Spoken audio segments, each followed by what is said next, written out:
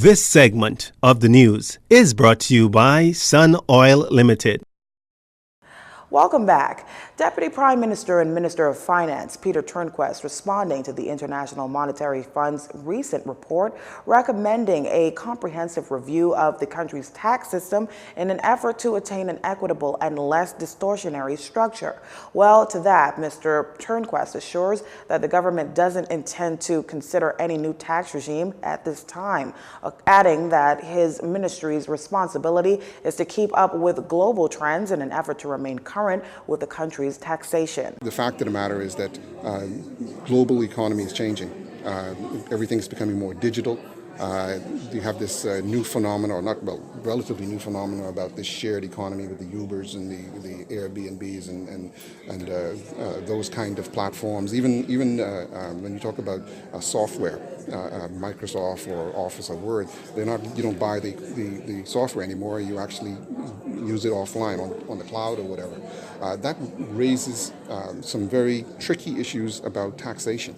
You know, how do you tax that? Who is due to tax? Is it taxed here, or is it taxed at the user end, or is it taxed at the source end? What does that mean to countries in terms of their tax base? So there's a lot of technical issues that are on the horizon. When asked about any possible increase in value-added tax, the DPM says with 100% assurance there will be no further increases. Mr. Turnquest was speaking on the sidelines of this morning's Financial Intelligence Unit forum at the British Colonial Hilton.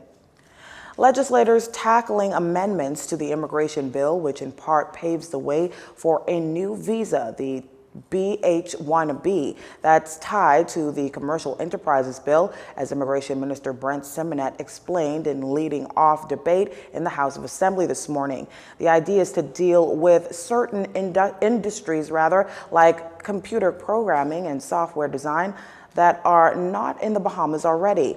This all in line with the government's push to create a tech hub in Grand Bahama by recruiting countries like the United States. This considering the U.S. issues around 65,000 to 85,000 H-1 visas per year. And let's say we attract 250 companies at 500 people. Alone, that would result in $10 million approximately in immigration fees for the predominant work permit holder, and some $2.5 million for the spouse and or children. Add to that the trickle-down effects of these people paying national insurance, having to find housing, transport, education, food, and VAT in the case of those attending businesses with a local company. The minister said the idea is to do just this and leave the country. Intent is not to take away competition, not to be in competition or take away work from Bahamians. Now, so you're going to say, mischief, I'll come in for 2 weeks, go out for a day, come back for 2 weeks and avoid this thing. The officer at the airport will see your stamps in your passport. At that point, he says to you, work permit is necessary. So when this is abused, it will be in your passport, because everyone apart from us, and hopefully you all use the automatic system, has to have a stamp in their passport that comes in here that's not a Bahamian. The country's Financial Intelligence Unit, the agency responsible for receiving, analyzing, obtaining, and disseminating information as it relates to the proceeds of crime and anti-terrorism, is being beefed up, according to Deputy Prime Minister and Minister of Finance Peter Turnquest, who says that the agency is being brought forward to ensure that it gets the resources that it needs. Improvements that are doing nowadays, is to implement a new software system that will track suspicious transaction reports from the time they report to the referral to the police department for investigation to the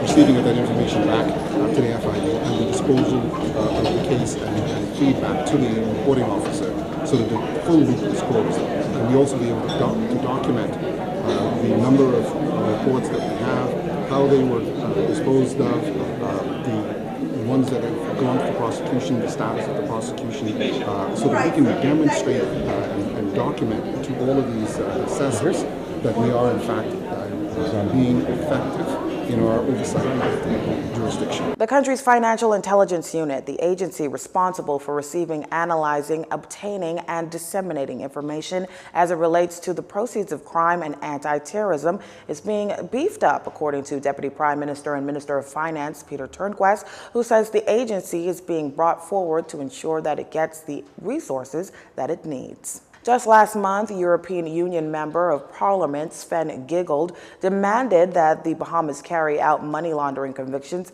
Since then, Attorney General Carl Bethel stated that millions of dollars have been confiscated as a result of such prosecutions and convictions and pumped into the confiscated assets funds. The DPM says on the criticism of not successfully prosecuting those who engage in financial crimes, the government is working to correct that weakness identified in evaluations. The next evaluation for the Bahamas is due in September. The minister was speaking on the sidelines of the opening session of the FIU's Money Laundering Reporting Officers Forum under the theme Partnering to Overcome the Challenges.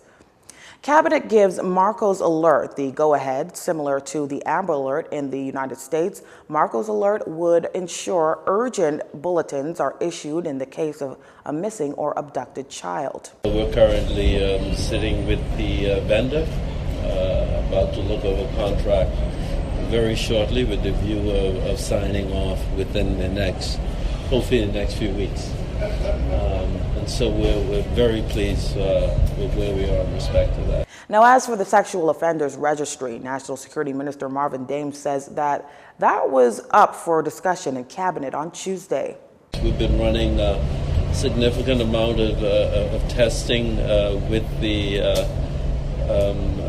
vendor, and we were certainly able to get over quite a bit of kinks in relation to the system to ensure that we have something that's custom made for the Bahamas, and we're very pleased because the system will not only accommodate matters in relations to sexual complaints, but also we're looking at disaster management as well. This is a very diverse system, and the local company would have partnered with a very formidable company in the business, and we feel that we have something that's very special and that will work for us here in the Bahamas. For years, there's been a push for both an alert system and sexual offenders registry, born out of a need to avoid what happened in the case of young Marco Archer. Back in September 2011, relatives of the 11-year-old were told to wait 24 hours before reporting the youngster missing. He was eventually found dead. And our final stories up next. This segment of the news has been brought to you by Sun Oil Limited.